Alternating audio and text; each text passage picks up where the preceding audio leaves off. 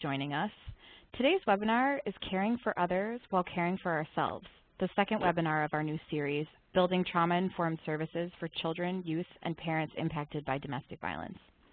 Our trainer today will be Susan Blumenfeld, MSW, LCSW, and Child Trauma Training Director for the National Center on Domestic Violence, Trauma, and Mental Health. Before we get started, I'll go over some of the technical details of the WebEx software that we'll be using for today's webinar. Many of these details are explained in the Using this WebEx System tab on the upper left-hand side of your screen as well. Please be aware that your screen might look a little different depending on whether or not you're using a Mac or a PC. On the right-hand side of the screen, there are multiple boxes. The second from the top is the chat feature. This feature will allow you to provide feedback and share resources with your fellow colleagues, as well as get in contact with the trainers or myself if you have any questions regarding the training content. You may contact Jennifer Curley, also with the Center, if you have any questions troubleshooting the WebEx software. To do this, click the down-facing arrow and select the person you'd like to contact. You'll see a lot of options, but for this session, we will want you to select all participants if you would like to respond to a question from the trainer or contact me anytime during the session. You should click on Jennifer Curley to privately contact her if you're in need of troubleshooting the WebEx software. So let's test this chat feature. Will everyone please go to the chat box, click on All Participants, type in the city and state that you're calling from, and then press Enter? Wonderful. It's going so rapidly that I couldn't even tell you the state. So excellent. Thank you all for helping me test that chat feature. We'll be providing live captioning during this webinar as well. At the bottom right-hand panel, there's a media viewer box. This will contain the captions. If you don't want to see the captions, you can click on the down-facing arrow next to the word Media Viewer. At the end of the webinar, you'll be taken to a very brief evaluation. Please take a moment to let us know what was useful and what could have been better. If you get disconnected at any point, you can return to the email you received with the original webinar link and re-enter the training. If you're experiencing technical difficulties and you're unable to contact Jennifer Curley, you may call the WebEx technical assistance to resolve any issues. That phone number is 1-866-229-3239, and we'll post it in the chat box as well. Again, thank you so much for joining us today, and I will now turn the training over to Susan. Thank you, Erin. Hello, and thank you, Erin, for that introduction. Welcome, everybody. For those of you that are joining us after having listened to the first webinar, we're happy you're back with us. And if you're new for the first time, we're really happy that you're joining us today. So let me get started and test this. Okay, that's going well. So this entire webinar series is being sponsored by our National Center with the support of the Family Violence Prevention and Services Program. And we have lots of resources that are on our website, and we encourage you, if you haven't already, to take advantage of that. And we're also here for you if you've got questions and things that we might be able to assist with. So we start off every webinar with reminding ourselves that it's okay for you to doodle, take stretch breaks, leave the webinar itself if things are coming up for you and you need a little break. And remember that this is going to be archived, so you can always come back to it. And I think particularly today we're going to be focusing on mindful awareness and self-care, so this is quite relevant. So in today's webinar, I'm imagining that those of you from around the country that are joining us today may either be new to the field and just getting started and are thinking about this topic of what does it mean to take care of myself while I'm taking care of and providing services for others. Or you may have been practicing for a shorter period of time, a longer period of time, or for many years. But I'm assuming that everybody is really interested in engaging around and thinking about this topic. And for many of us, we come to this topic the hard way. We may be faced with chronic feelings of exhaustion, physical illness or a health crisis that we're facing, disrupted sleep, and other kinds of things that come up in our lives that are painful, and it really makes it difficult to keep on keeping on as usual. And so we very intentionally set this second webinar to begin with looking at self-care and self-awareness. And I know that many of us have had the experience of going to maybe a one-day, two-day, three-day conference, and at the very end, when we're really kind of wiped out and our brains have been going and we're really exhausted, there's a nugget on self-care. And it really feels like an afterthought or an add-on. And I've been doing this work for many, many years, and I think on an intellectual level, I've gotten this maybe for the last 10, 15 years, but emotionally in my heart and body, etc., I really hadn't integrated the realization, which I suppose in the end is so simple, that if we're really going to be able to do the work that we love, we have to pay attention to and integrate that with how we're taking care of ourselves and how we're aware of how we're doing the work that we're doing. So that's what this webinar is about today. And I'm hoping that you'll have some thoughts that come up that you'll share with your colleagues through the chat, or ideas that come to you. And we're excited about presenting some practical strategies for looking at how we can manage the effects that the work may have on us and really bring our best selves to our work.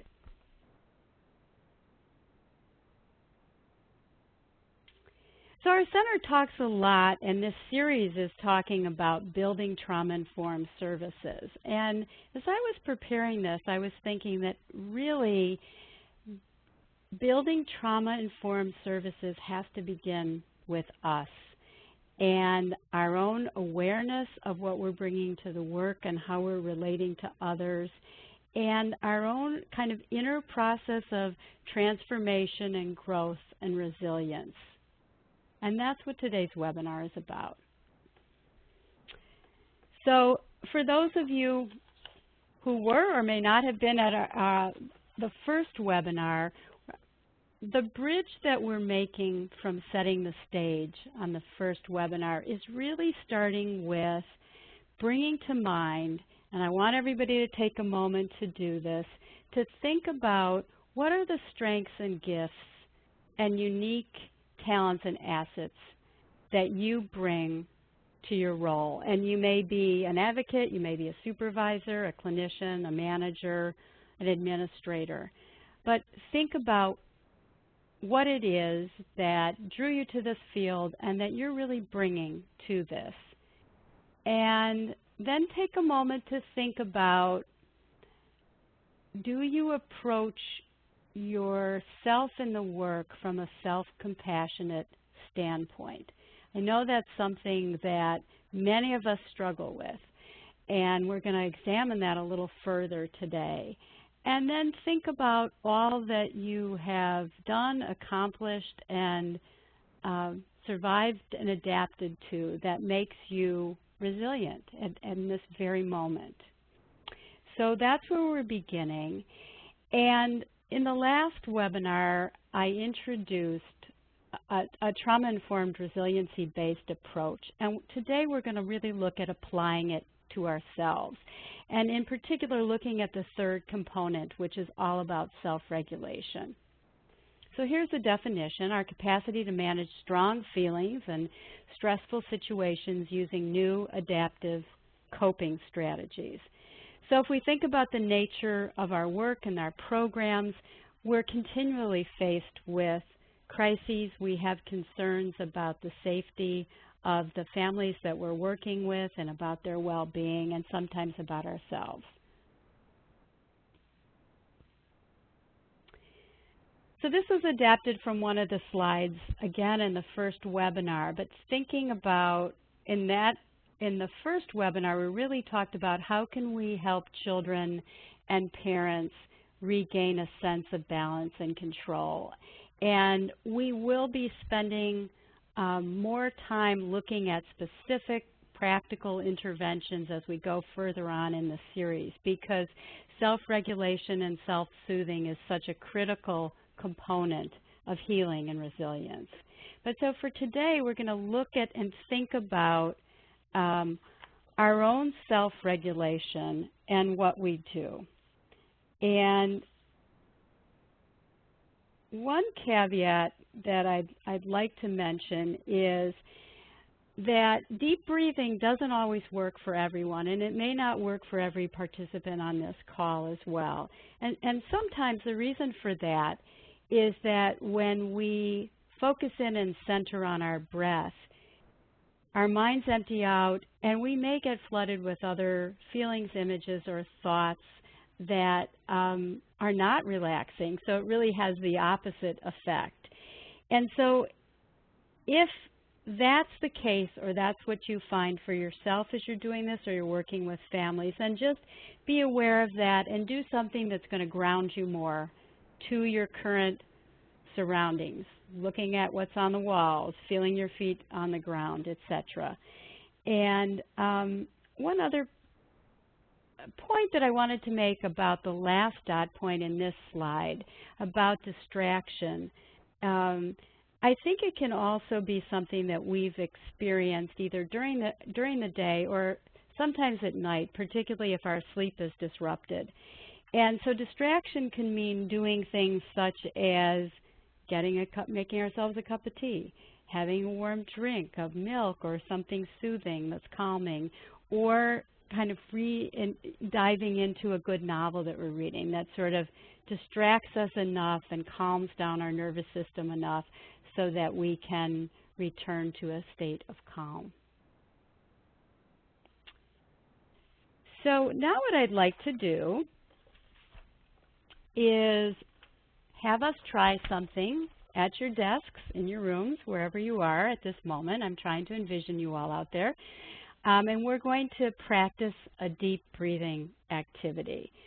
So again, as in everything, this is optional, but if you're game for doing it, please join me. So it's about coming into the present moment and centering and calming ourselves through our breath. So I'm going to read a brief script to you, and hopefully you can follow along with me. So I'd like to invite each of you to get comfortable right now in your own chairs. And if you feel okay with this, you can close your eyes. If not, you can focus your gaze downward or and a little off into the distance. And what I'd like us to begin with is just very gently shake your arms and legs a little bit and kind of shake out your shoulders and just kind of get your body a little more relaxed. We carry a lot with us, and it's helpful to kind of shake some of that out. And now what I'd like you to do is just breathe however you're going to breathe. Don't worry about doing it right. Just breathe and notice how that is for you. Notice your breath. And then when you're ready, I would like you to take a slow, deep breath in through your nose, filling yourself with air way down into your belly. So let's do that now. Do you feel your belly expanding? Sometimes it helps, if you haven't practiced this a lot, to put your hand right beneath your navel. And let's try this one more with a slow, deep breath in through the nose. And this time, as you take the breath in, say silently to yourself, "My body is filling with calm." Now slowly release the air through your mouth until your lungs feel emptied. And as you're emptying your breath, say, "My body is releasing tension." So on the in-breath through your nose, we're saying, "My body is filling with calm." And on the out-breath through your mouth, "My body is releasing tension." So now we're going to practice this a little bit. And sometimes it's helpful to hold the in-breath as you count to 1, 2, 3, or the length of time that it might take to say silently to yourself these phrases. So let's try that now. So I'd like you to take a deep breath in through your nose, saying to yourself, my body is filling with calm. As you exhale, releasing, say, my body is releasing tension. In-breath, filling with calm. Out-breath, my body is releasing tension. In-breath, my body is filling with calm. Out-breath, my body is releasing tension. And now when you're ready, I invite you to slowly come back into the room and open your eyes.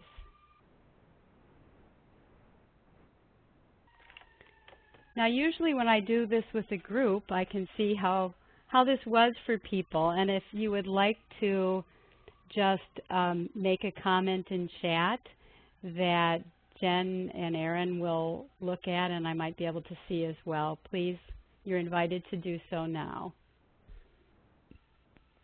When we've done this with training groups face-to-face, people usually find that I'm seeing the comments now, it's relaxing. Feels wonderful, it's very calming, helps slow the mind down, it's centering and grounding. And Barbara says, just what I needed. Wonderful. So the beauty about doing deep breathing is it's one of those in-the-moment practices that we can do wherever we are. And I think sometimes in the hurried pace of our days at work and our lives in general, we forget to take a pause and that we can do this, and that really can be calming and refreshing, and it doesn't take very long to do either. So now that we're feeling kind of relaxed, we're going to get into talking about recognizing the impact on us in doing the work that we love. And we're going to define the term secondary trauma. And I'll read it out loud. So when another's life experiences with trauma also impacts our lives. When we open our hearts and minds and create a safe space for children and their parents and adults to share and hold their experiences with us, and we are affected. So if we're really there and opening up to another person's story, experiences that have been painful, we can't help but be affected. So that is part of the nature of the work that we're doing. And I think for many of us, it's one of the things that drew us to this work, because what we don't always talk about on the other side of this is that it's tremendously rewarding to be able to hold that kind of space together with children and adults, and to see a process of healing and resilience and transformation take place. So in this next slide, I just listed out some of the things that make us more vulnerable to the impact of secondary trauma. So I love it when I read about how people are talking about secondary trauma and they say, well, and usually this is in the mental health field, well, just look at what their caseload is and don't give them an entire caseload of people who have experienced trauma. Well, of course, in our work, that everyone we serve has experienced trauma, and the impact in their lives may vary tremendously, but they have experienced interpersonal violence and trauma. So it's not just a few, it's everyone. And so that's one of the reasons why we are mindful about this. The second part is, And I'm imagining that there are some children's advocates who are attending this call today, and I hope you're attending with a colleague from your program. But what we hear around the country and in Chicago, where our center is based, is that so often children's advocates are very isolated within their program or their agency or the organization. And this really increases then the impact. They're not feeling as if, with good reason, that they're part of an integrated approach to serving families. And so they're kind of hanging out there with the kids sometimes, and not even necessarily with the parents, and are in roles that are isolating. And we all need peers and connection to feel good about our work and to continue doing it. So really putting a pitch in throughout this series to no matter what our role is, to start to think some more about family-centered practice. So then the third part is, and I think many of us have experienced this firsthand, but we don't have the proper training or organizational supports to do our work well. So there demands their responsibilities, and we feel like we're over our heads sometimes. And I didn't get training in this, and what if I do harm? What if something goes wrong? And that really contributes to feeling stressed out. And there may not be adequate resources. So that's the other piece of this. And then the next one is that part of our gift may be that we've had similar life experiences to the children and families that we're serving. But it can also make us more vulnerable, because in ways that we can't really predict, those experiences can come back to us as we're helping others and caring about others. And in the same regard, we may find then that we have to navigate through our own responses that come up for us, either images, memories, feelings that we experience in our bodies that are related to our own traumatic life experiences.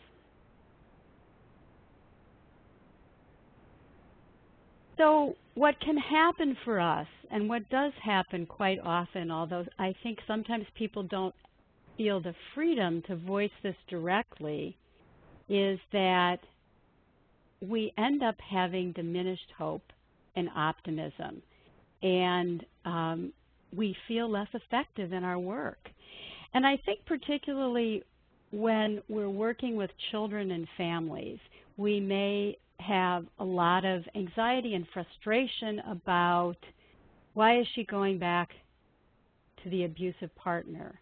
And of course we know that there can be a whole range of issues around that and what her choices and options are. But as we get involved in the lives of the children in the family, that becomes more poignant for us. And we think more or worry more about the safety of the children and their well-being. And this can also happen, and comes up, another example of that would be, so we're engaged with work with a parent and really trying to support her to help her children heal and overcome the effects of experiencing domestic violence. And change is not happening in the way we expected or wanted or feel it needs to go. So that's another marker. And then Sackvitney and Perlman in their work talk a lot about the fact that there's an inner transformation that can happen for us, not only in terms of our own lived experiences, but in doing this work where it impacts our sense of safety and well-being. And we may find that we're walking around in the world with more fear and less trust and less optimism in general. So our hope for today is that by looking at this, thinking about it together, engaging with it, that we can shift some of that and transform some of what may be going on for us internally and within our organizations. And before we dive into that a little more, I also, the terms secondary traumatic stress, secondary trauma, vicarious traumatization, compassion fatigue, burnout. Sometimes they're all used interchangeably, and they are interrelated. They are related. We prefer at the center to use the term secondary trauma. We feel like it is a more humanistic way of talking about this, and it's a way that makes sense, I think, for us, that's respectful and kind. So burnout. Burnout we're defining as when we are invested in the mission of our work and are faced with ongoing exposure to emotionally demanding situations and responsibilities, which probably defines 100% of us that are participating in this webinar, but we don't have adequate resources or organizational supports to help sustain our well-being. That can lead us towards burnout. And what I was describing in the beginning, that sense of physical, emotional, spiritual, mental exhaustion, and a feeling that we have less productivity, less creativity, less satisfaction in our work, can come up for us, and we want to be aware of that when that's happening, because otherwise we do things to numb out and act in ways that are not good for us and may not be helpful to the people we're trying to help.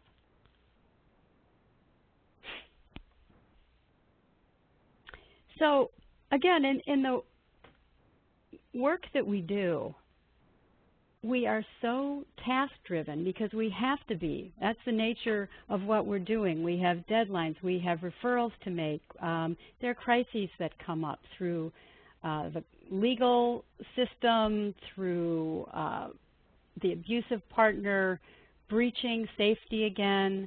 And sometimes it's really difficult to slow down enough to pay attention to the relational dimension of our work. So Jeree Paul was a really pioneering woman in the early childhood field, and this is her phrase: how you are is as important as what you do.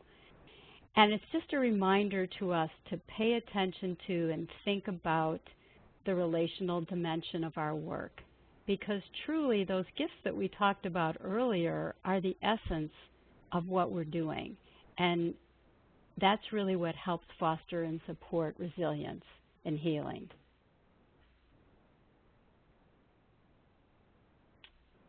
Okay. And I just saw Jocelyn made a comment about getting burnt out when you don't have a good support system. I'm glad you raised that, Jocelyn, and we are going to get back to that as well when we kind of look at some of the remedies and strategies, because that is just critical. So here's our task and our challenge that I don't think we ever get to a point where we've got it down and that's it. So it's how do we bring the gifts of our attention, presence, and connection with children, parents, and others like our peers and others in our lives while staying balanced. And that's really no small feat. So this slide is to say, just as we did the deep breathing exercise earlier, how can we pause in the midst of everything that's going on? And when we do, how can we bring some mindful awareness to ourselves and the work that we're doing? So there are many mindfulness traditions that talk about beginning each day by setting an intention for ourselves, what we want to accomplish, what we want about the day, maybe even focusing in on something in nature or the blue sky or the rain that's falling, and appreciating that. And then perhaps setting an intention for the work. So that's the way we can begin in the morning when we first get up or when we get to our work. And then there's a process that I'd like to walk you through, and maybe some of you are already incorporating elements of this into your work. So the second part of this is being aware of, when we start feeling stressed out, tense, disconnected, not present, being aware of what's happening for us in the moment. What are we thinking about? What are our beliefs or attitudes or responses that are going on, either about a particular parent or child we're relating to, or family or coworker, or referral source, and what's coming up for us, thoughts, feelings, body sensations. And usually what happens, I know when I first started doing this, I was filled with self-criticisms and judgment. And so the caveat here is to do this, but the pause is not to judge what you're thinking, feeling, to just let yourself think about, for some people it's helpful to write this down, particularly if it's a situation or relationship that's really been bothering you, and sometimes we know that those things can keep us up at night. So again, think about that. And then the third piece of this is just to bring an openness, curiosity, and attention about the relationship or the situation. And to do that in a way that is kind to ourselves and self-accepting. Because so often, I think, in our society, and perhaps particularly for women, if we feel angry about something or feel frustrated or we have kind of a mean thought, we really get down on ourselves about it. And so this is just let it be, whatever it is, because I think things will bubble up that might be really important cues for us in terms of getting reconnected, feeling more empathic, and maybe working through that knot that we've gotten into. So if you do this as a practice more regularly, I would be very interested to know if you notice any internal shifts in your expectations, attitudes, or feelings that come through with this practice. And one other footnote to this that I wanted to say is that to do all of this in isolation all the time is not enough either. That it's also tremendously helpful to be able to process some of this in a trusting, safe space, either with other colleagues, peers, within or outside of our programs, and or with a trusted supervisor who can, again, take in and accept and listen to what's going on for us. Okay.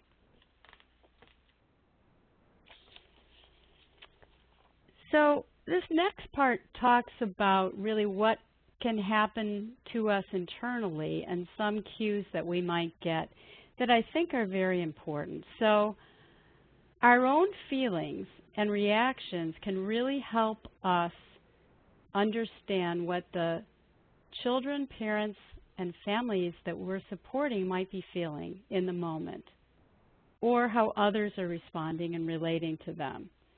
So for an example, as an advocate, I'm offering all these great resources, and I'm really calling on, my relationship with the transitional housing provider, and they said, yes, we've got a spot for this family. And you get everything set up, and then when you check back in, you find out that the parent hasn't followed up on your referrals. And if this becomes a pattern, then it's very easy for us to start feeling frustrated, helpless, not very competent in our jobs. And if we turn that around a little bit, we might ask, how is this parent feeling in the moment? Is she feeling helpless for whatever reasons? And would it be important and helpful to say, to share not in depth about our frustration, but to talk about how might she be feeling, and is there some way that we can be supportive? And what would that look like for her? It may also be that we find ourselves feeling angry or avoidant. Oh, you know, I've got to see this kid or this family, you know, at this time. It's our weekly meeting, and I wish I had something else to do. Oh, maybe I have another meeting or deadline I have to meet. You know, things like that that go through our minds. And so, or we find ourselves feeling mistrustful. And I think that when we have those feelings at times, that might be a cue as to the experiences that families may have had around having their trust in others shattered. So again, it helps us flip some of that around. And then the second point here is that we may at times have reactions or feelings about a particular child or parent or family that really has more to do with other significant people or relationships in our own lives, either currently or in the past, and not so much about the people we are trying to support. So when we give ourselves some spacious room to think about it, it was like, oh, she reminds me of my Aunt Sally, who's always so critical of me, telling me my posture wasn't good and that this and that was wrong. And so it's really about Aunt Sally and not about the survivor that we're trying to support. Okay. So now I'm going to take a moment to just think about what things might get in our way then. And I think a really big one has to do with our societal beliefs about expressing our feelings and seeking help, and that somehow that gets equated as a sign of weakness, more so for men in general than for women, but depending, you know, it varies. And this can get reinforced within our work environment. And I remember a colleague of mine years ago telling me about a situation that she had in her job setting where she said, you know, it was never spoken, but the implicit rule or understanding was that it was not okay to get sick or take a sick day. And if you did, that was a sign of weakness. So just think about the ways in which we might stop ourselves because it's not safe or because of the implicit kind of values within our work setting from being more open and from seeking help and giving help to others within our work community. Also, if there's really more of a culture of silence that permeates our work, then we're just in our heads about how others are going to see, possibly judge or blame us for how we feel or how we're doing our work. And sometimes, whether or not people are supportive, we can be our own worst critic. And I know people are going to identify with putting our own needs last, and I think this is still an ongoing struggle for many, many of us. And that's what I was saying at the beginning of the webinar, that it's this kind of light bulb that has gone off for me in terms of integrating being my best and being able to care for others with also integrating that with my own needs, and that they can't always come last. And so along those lines, we find ourselves working longer and longer hours to meet our deadlines, our work responsibilities. Somebody's sick and there's nobody to fill in on the shift, and on, and before we know it, those boundaries are blurring. And finally, and this is going to be a theme we'll look at and do an exercise on a little later, that we can be extremely compassionate with others, but not always so greatly compassionate with ourselves. So next, I'm going to take us to a part of a vignette that we have used from this curriculum that we've adapted for the webinar series. And I'm going to read it out loud, although you have it in front of you. You can follow along with me.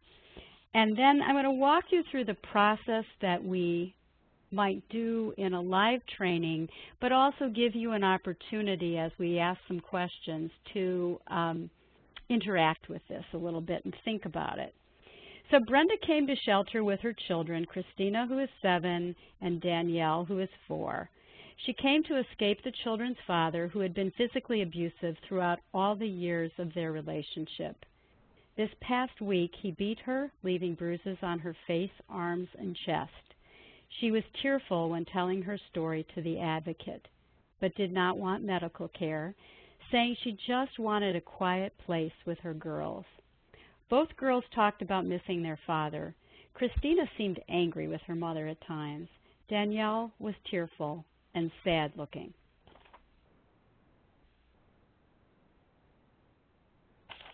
Okay, so I'd like us to think together about the vignette, and I invite you to put in some of your responses into the chat function. So the first question is, what might the advocate think and feel as she listens to Brenda?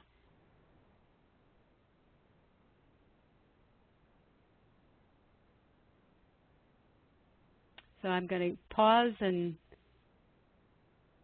I think people are still thinking about some of the earlier information that we talked about, which is great. Okay, so let's see. The girls may blame mom for the split. Yes. Let's see. Oh, it's coming up so fast.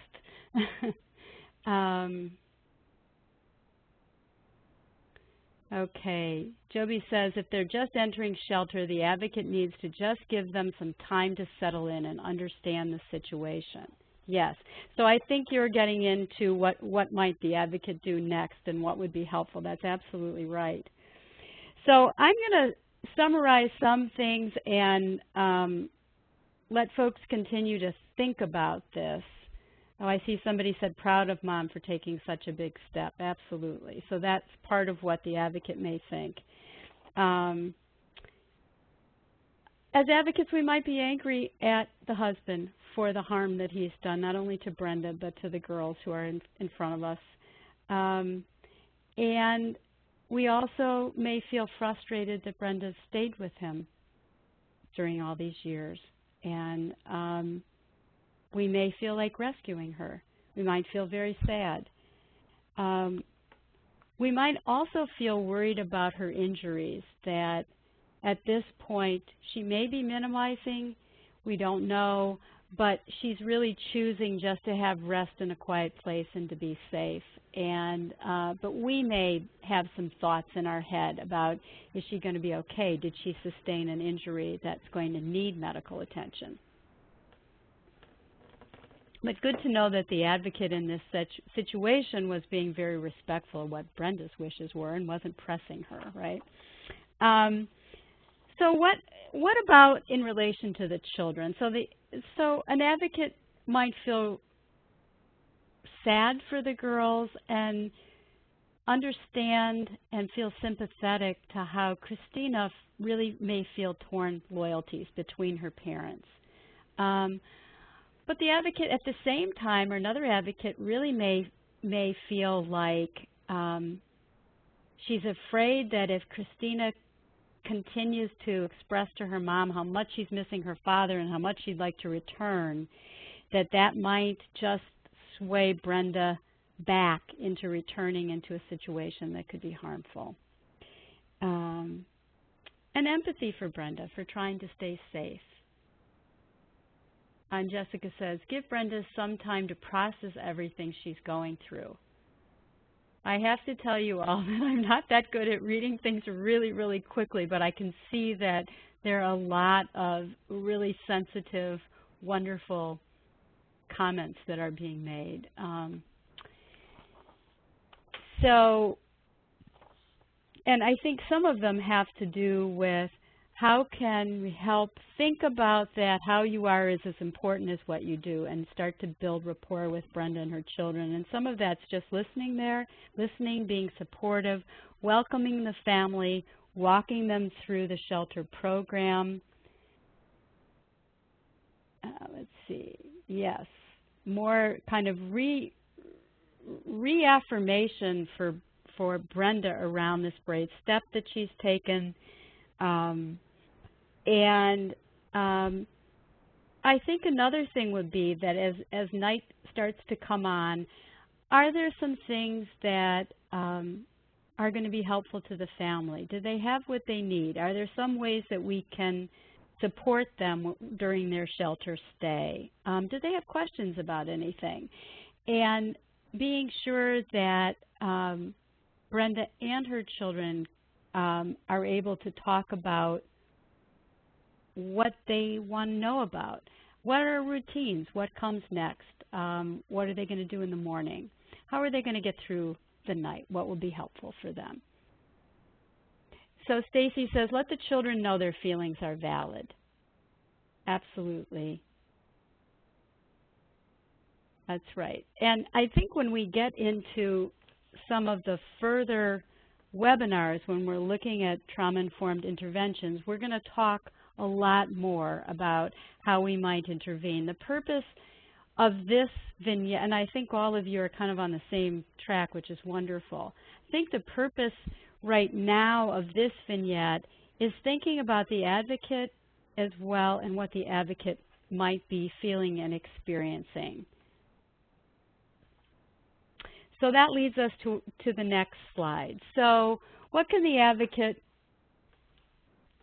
do right now? So let's say she's about, her shift is over, the night shift is coming on, Christina's crying, and Mom is looking a little lost and distressed. What can the advocate do to help herself right now?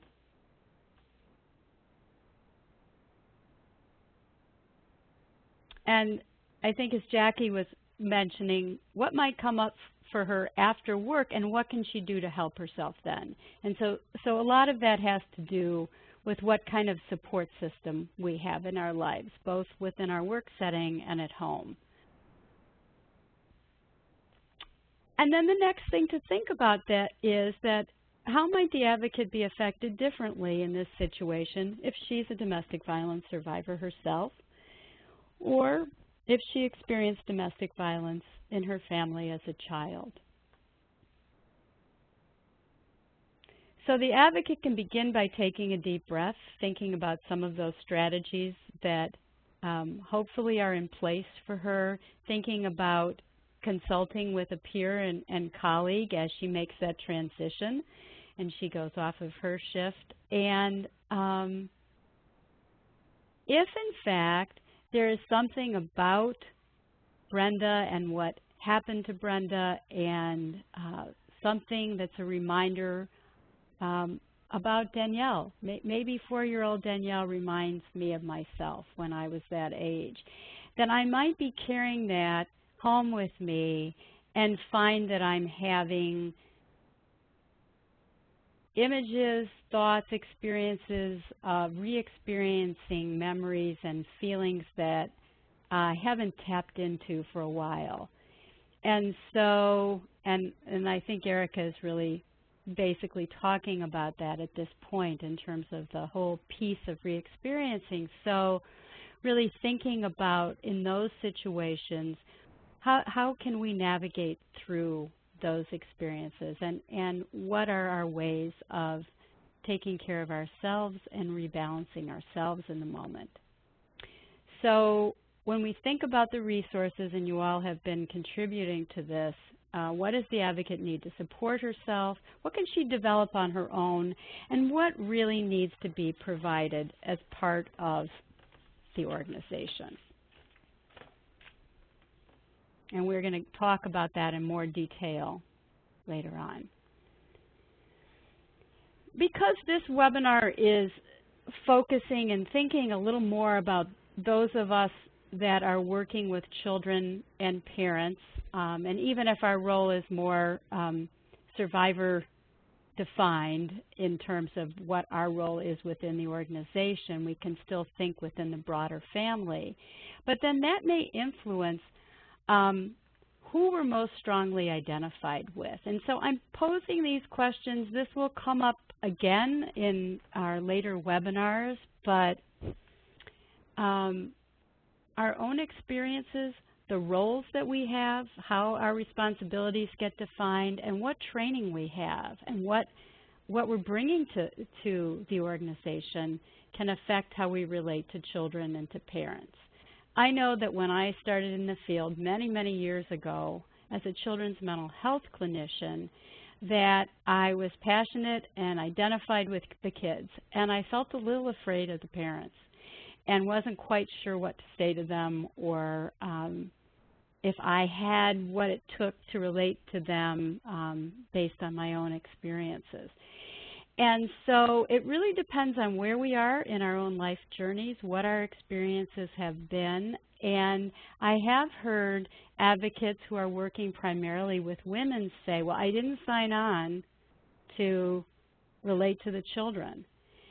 And I really understand that, and that can be for a variety of reasons. But one of the reasons may be that we haven't had the opportunity and the training to think about how we can enlarge our thinking and how we approach the situation. It doesn't mean that we're going to be working solely with children, but we can keep children in mind as we're working with their mothers or parents. So the other piece, particularly when we bring children into the role, into the mix and think about that, is that we're not only concerned about the safety of the adult survivor, but we're very much concerned about the safety, well-being, and development of the children, as is the mother.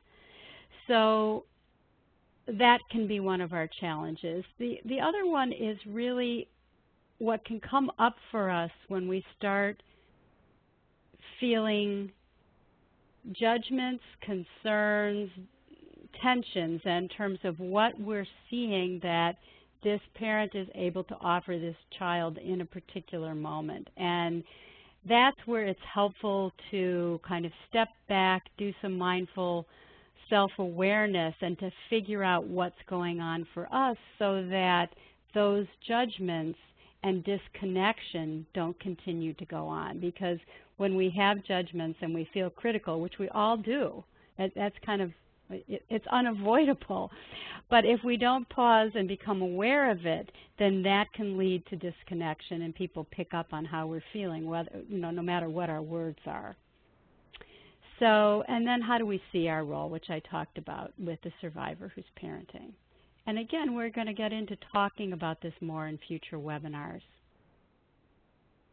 All right, so at this point, I'd like us to have a moment to pause and reflect, and if there's some questions up until now with the webinar, before we get into talking about fostering our resilience and looking at some more strategies, then we'll go on with that. Oh, and Erin has brought me in a question. Awesome. Let's see.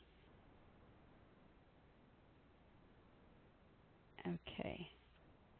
So Emma asks, I see that our efforts are focused on filling the gaps, and I find people feeling frustrated with others who are trying to help.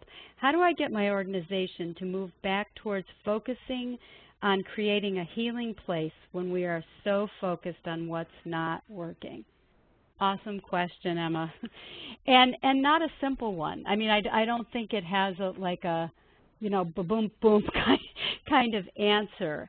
I think as we start in this next section to look at organizational remedies and thinking, that we'll look at how can we begin to transform our organizations, because the reality is that most of us are working in settings that are under-resourced. So it is very common and typical for us to focus a lot of negative energy on what's not there. At the same time, sometimes what's not there really detracts from our ability to do our work. So I think if we can move out of an either-or type way of approaching this and begin to think with some more creativity, stepping back, you know, asking folks together to come together in a collaborative way. What Emma's question reminds me of, and I'll just take a minute to talk about this, is we do some local on-the-ground work in Chicago. And I was working with some colleagues, with a group of program supervisors working in domestic violence program settings. And they all came together from a number of different organizations. And one of the takeaways that came from thinking about what their organization could do in terms of reflective supervision and practice, that I may talk a little bit more about, was that they found when they were able to create a more open, safe space in their meetings, either team meetings and individual meetings with their staff, that a really important shift took place. And that shift was they started to feel like, and some of this came out of the group experience and realizing that their peers were in the same place with this, they started to feel like, oh, I don't have to know it all. I don't have to figure everything out and be hyper vigilant about how are we going to solve these issues that we need within our within our program, that I can actually join with my staff, and together we can more creatively and expansively think about what's facing us. Because I think what happens is that we get really trapped in our own sense of responsibility for making things better, sometimes in isolation, and it just can't happen. So what I think is wonderful, Emma, is that you've really taken more than the first step, because you have brought to mind awareness that you have a wish and intention for your organization to move back to and to create a more healing, welcoming, open environment. So I hope that answered or started to touch on that really thoughtful question, and would be really happy to chat further at some other point and or to think about this some more during this webinar and in other opportunities. So if there is not another question, I think I'm going to move on. So I think that question, however, is a lead-in to thinking about fostering resilience for ourselves and others, and that I've learned this the hard way, but we can't do this in isolation. It just doesn't work. It may work for a little while, but it doesn't work over time. We have to do it within a supportive peer network that you all have, many of you have commented on today, and within caring communities, inside and outside of our work environment.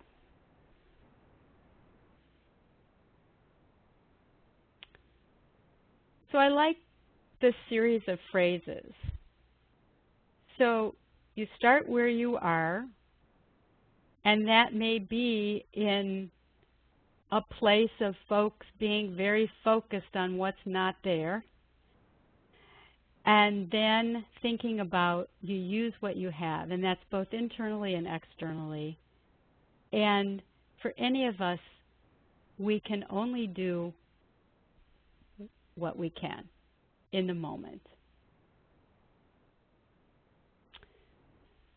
So what I'd like to bring your attention to next is some, as I was saying earlier, that the first step in engaging and thinking about this process is really stepping back enough to do our own kind of self-assessment on how we're doing and how we're caring for ourselves in the midst of our work. Some people love taking scales and filling things out. Other people really don't like it. This can be done informally. You know, these don't work for everybody, and but they're meant as some tools that you might find helpful, and some of you might be already familiar with them. These handouts, I know some of you could not download your handouts from the Google Drive, but they will be available to you. But I'm going to just switch on to the first one for you to look at if you weren't able to. Oh, I thought I was going to switch on to it. Let's see. Here we go. So this is from a workbook that Kasok Vitney and Lori Perlman did many years ago that was really talking about secondary trauma impact. It was more set up for mental health clinicians, but it's very applicable to advocates and supervisors and administrators as well.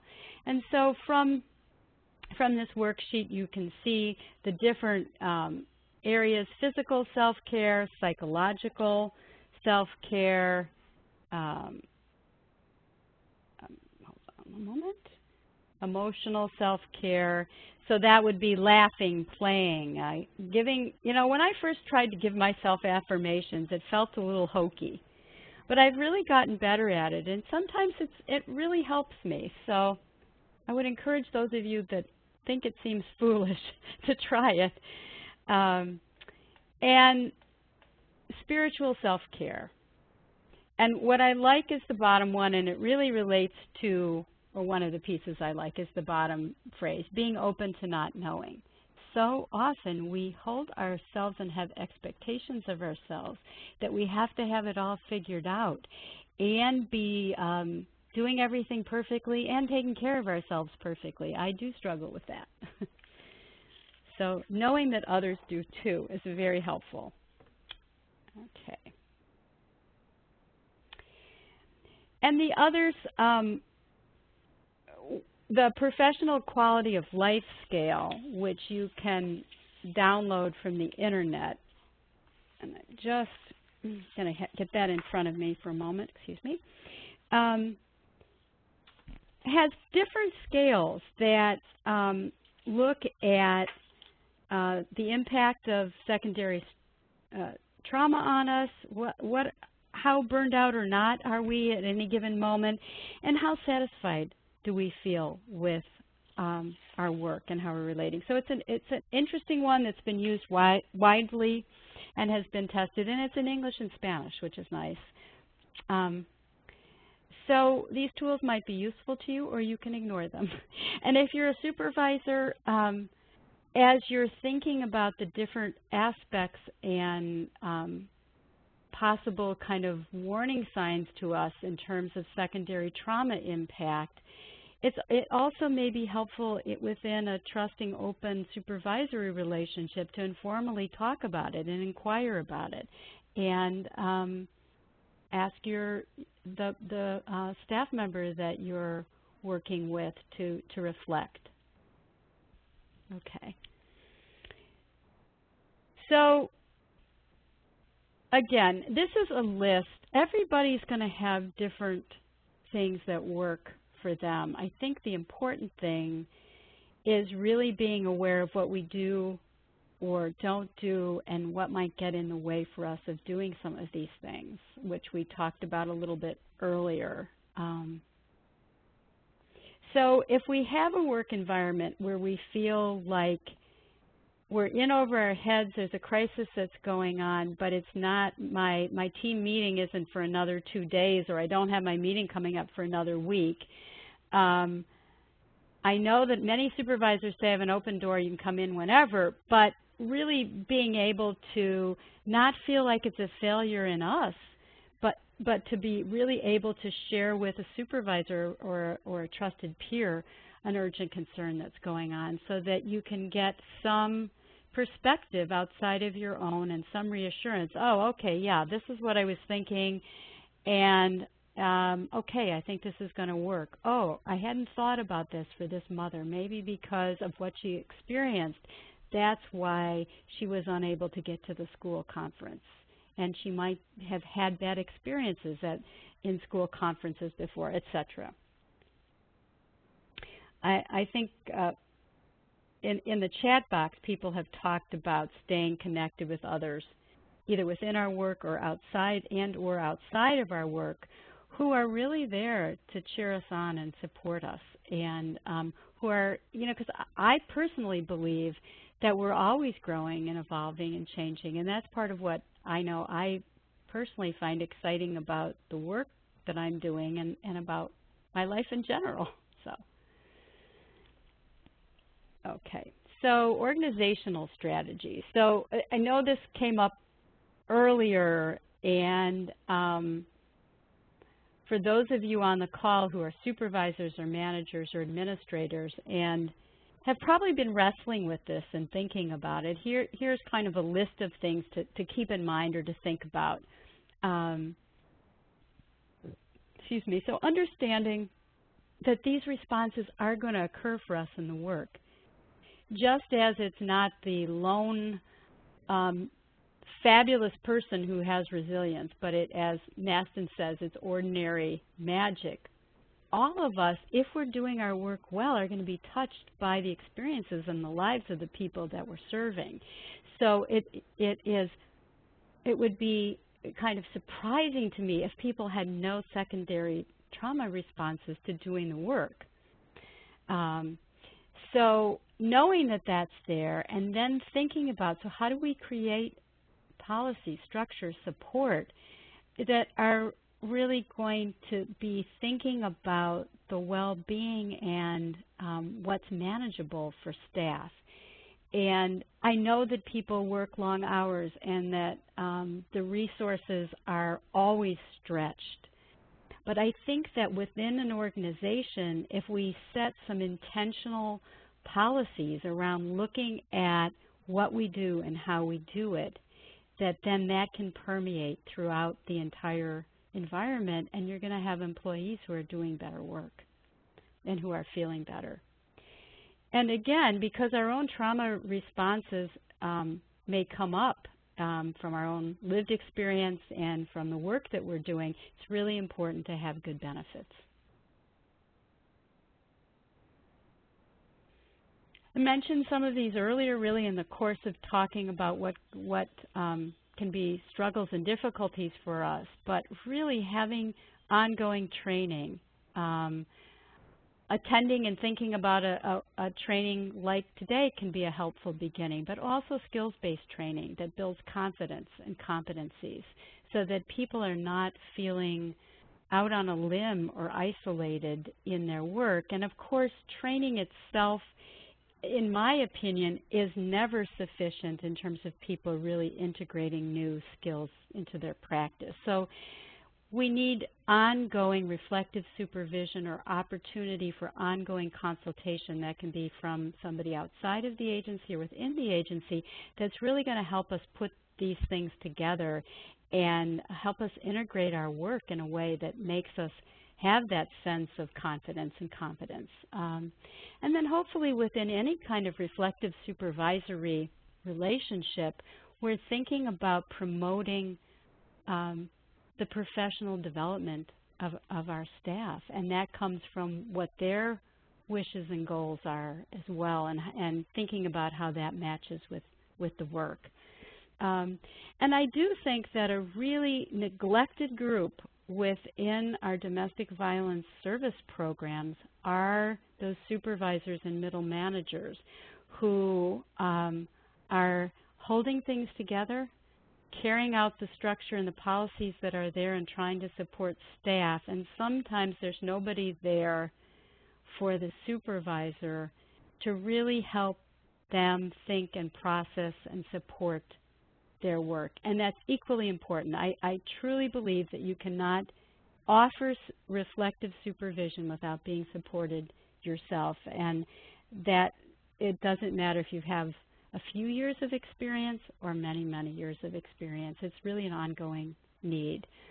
So many of us feel isolated and not included within our organizations. So how can we create a sense of belonging for everyone to feel like they're heard, they're respected, and they can be known within their bring their full self to this work. And it may sound easy, but we know within our organizations that so often we may have an ideal vision about that, but that's not happening. So really thinking about and being sensitive to that and finding ways to get feedback that are going to be safe, and then being able to be responsive to that. And then, of course, the last part, we all know that joining with others in the larger community, that our individual, we might have these really finely honed individual practices and strategies for how we are going to care for ourselves within our work lives and our personal lives. But those really aren't sufficient without having the organizational supports and being part of a supportive community that helps move our work forward.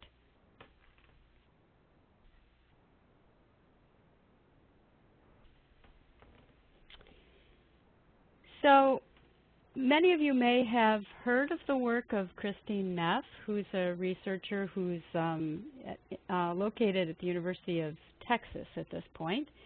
And she's done a lot of really interesting work on self-compassion. So you may want to check out her website if you haven't already. And there are a few resources there that I think some of you might find helpful. And one of them, again, if you're the kind of person that likes taking a simple and fast test to see how compassionate you are with yourself, I think this might be interesting and lead to some insights. And the other pieces that she has is they're both guided audio meditations and written exercises as well. So at this point, I'd like to invite you to pause and take a self-compassion break. And if you're interested at this point, I'd like you to get comfortable in your seats again. Maybe shake out those arms, legs, and shoulders one more time. Take a deep breath, and I'd like you to bring to mind a situation in your work right now that's difficult and that has been causing you some stress. As you bring that situation, relationship, incident to mind, see if you actually can be aware of what you might be feeling in your body and what sensations you have and what thoughts might be going or images might be going through your head. And when you've taken a moment to do that, I'm going to walk you through an exercise that's on Christine Neff's website that you can download whenever you want, if you're interested, and it's exercise 2, and it's called the self-compassion break. So it has 3 aspects of it, and this again is one of those in-the-moment type strategies. So you can do it anytime, anywhere. You just have to pause first. So now you can say to yourself, with this situation that you have in mind, first aspect, this is a moment of suffering. So you're bringing mindful awareness to the situation. You might also say to yourself, this hurts. Ouch! This is stress. Whatever other phrase comes to mind. Then the second aspect of taking a self-compassion break is to say, suffering is a part of life. And by saying that to ourselves as we're thinking about something that's particularly stressful for us, it helps connect us to our common humanity. And some of the other phrases that you might say to yourself are, other people feel this way too. I'm not alone. We all struggle in our lives.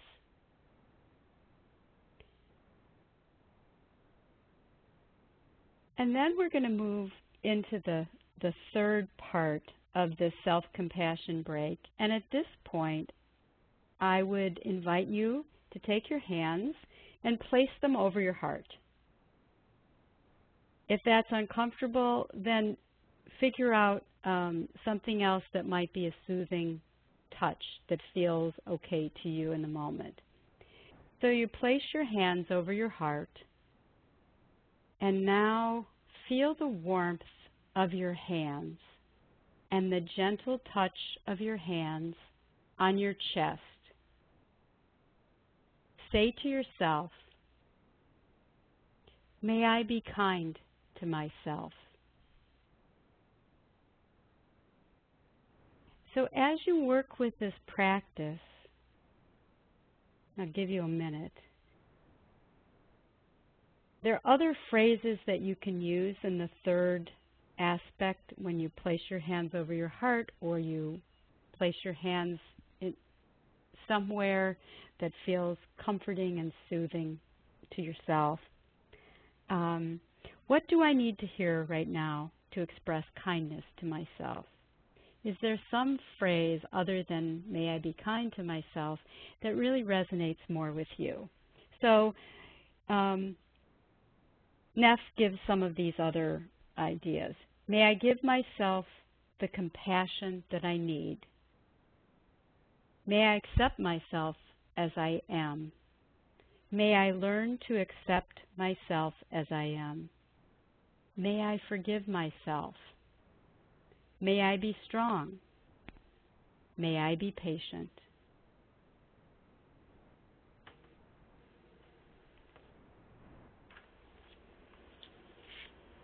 So when you're ready, I'd like you to just come back and be present in the room. And if people want to comment on what this exercise was like for them, feel free to put that into the chat. And I really encourage you to try this out. Because I really firmly believe the longer I do this work and the more wonderful, compassionate, dedicated people I meet in our field, that we are not kind enough to ourselves, and we really can work on enhancing our own compassionate relationship with ourselves.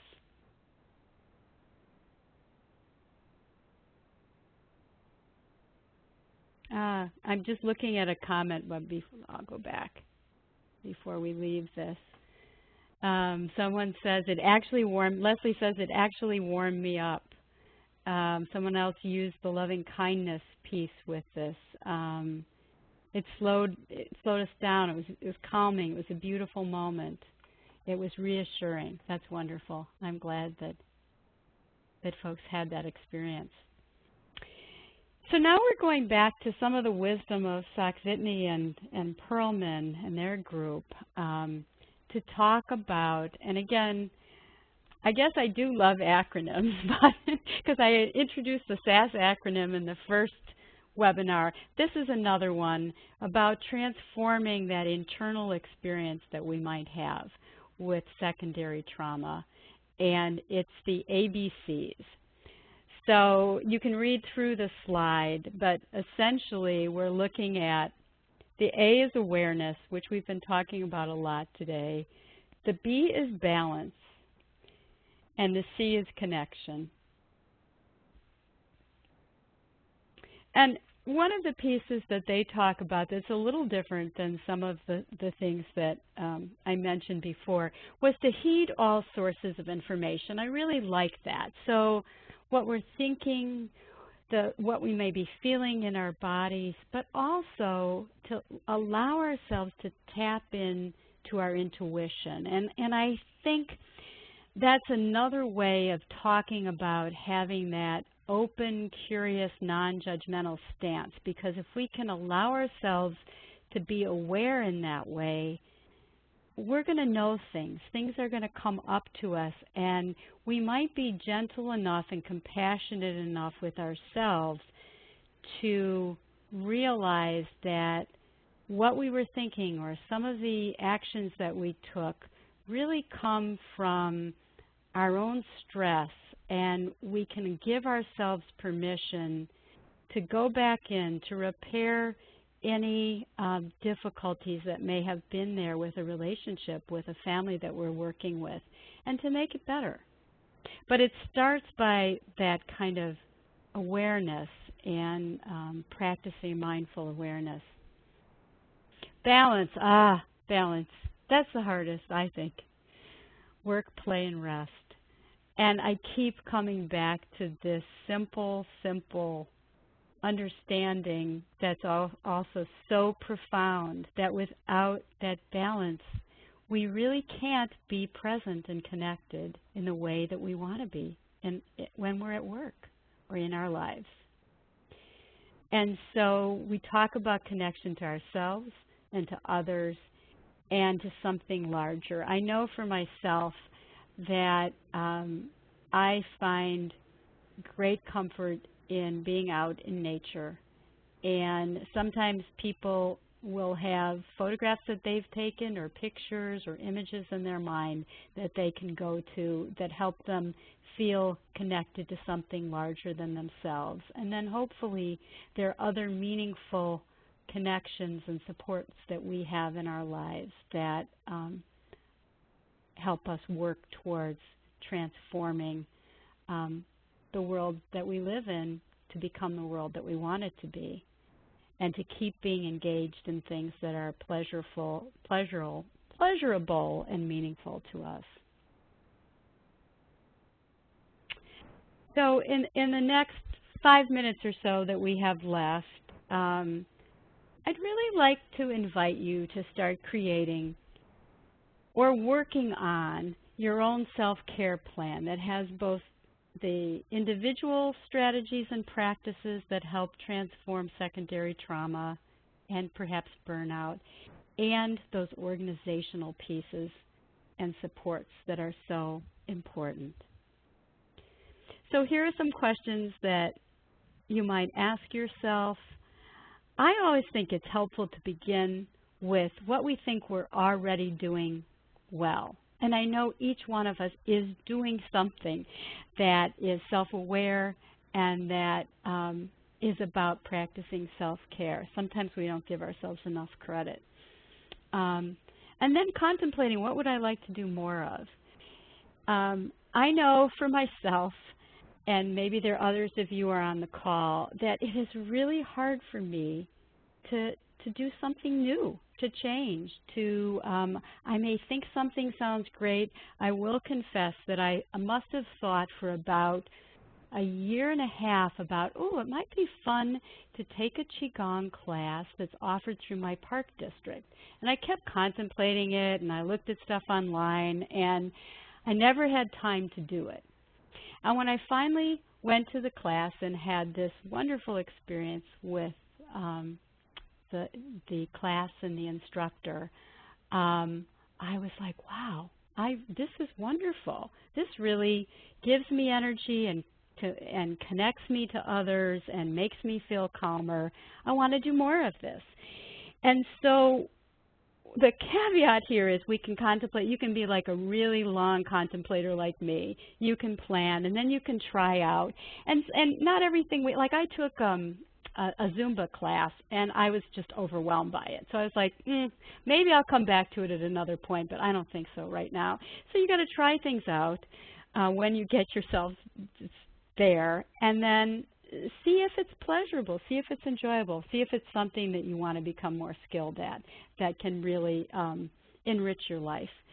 And then I think the other piece of wisdom that I know I struggle with is then you have to protect that time so that you can make that happen.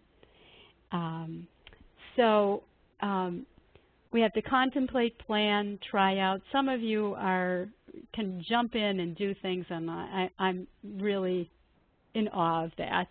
But then you've got to protect the time, because I think so many of us feel like, well, yeah, that sounds great in theory, but I don't have the time to do it.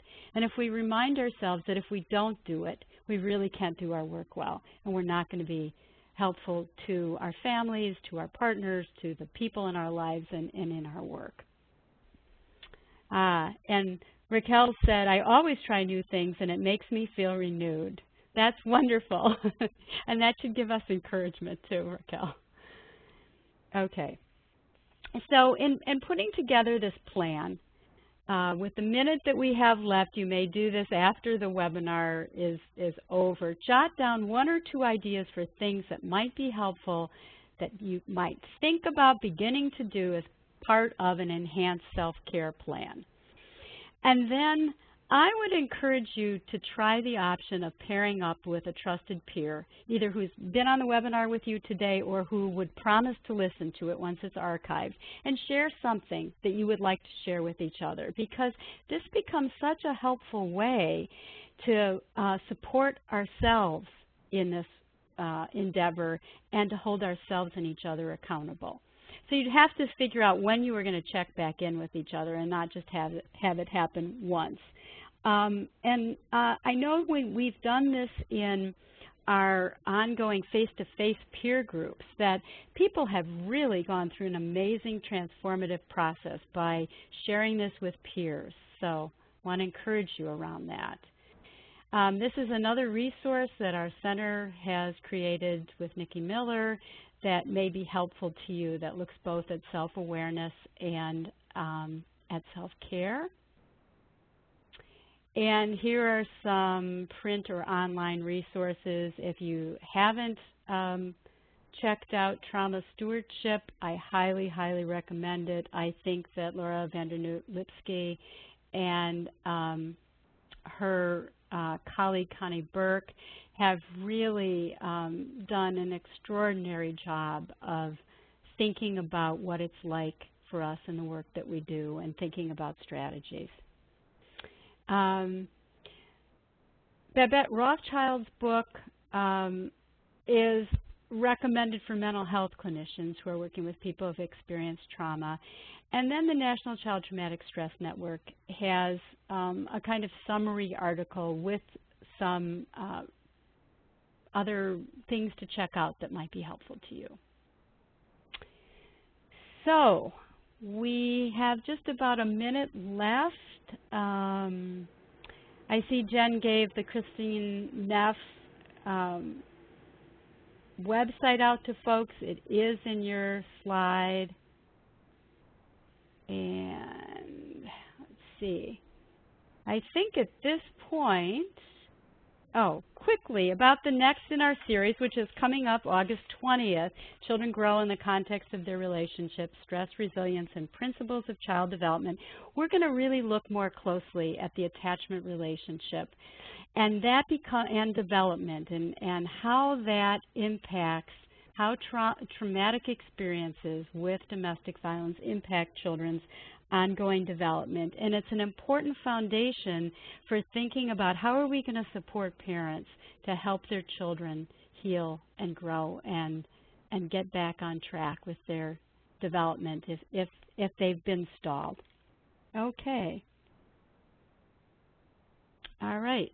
So that concludes my portion of the webinar, and I'm going to turn this back over to Erin now to wrap things up, and I think to take us to the evaluation, which we hope you will fill out. Erin?